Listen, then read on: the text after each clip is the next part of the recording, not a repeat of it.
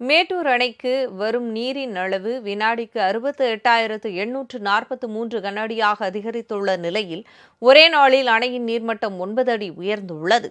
கர்நாடகா மற்றும் கேரள மாநிலத்தில் தென்மேற்கு பருவமழை தீவிரம் அடைந்துள்ளது. வயநாடு, குடகு, மண்டியா, ஹாசன் மாவட்டங்களில் பெய்து வரும் கனமழை காரணமாக கர்நாடகாவில் உள்ள அணைகள் வேகமாக நிரம்பி வருகின்றன.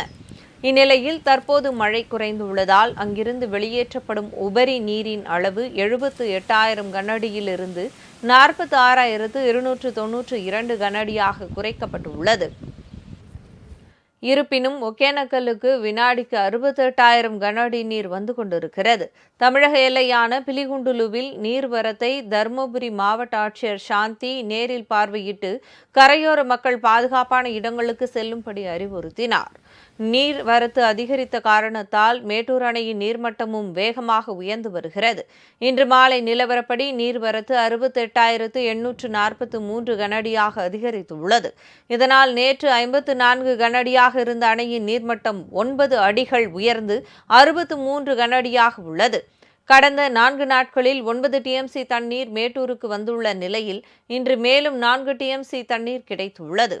இதனிடையே பொள்ளாச்சி அருகே 120 அடி உயரம் கொண்ட ஆழியாறு அணையின் நீர்மட்டம் 110 அடியை எட்டியுள்ளது.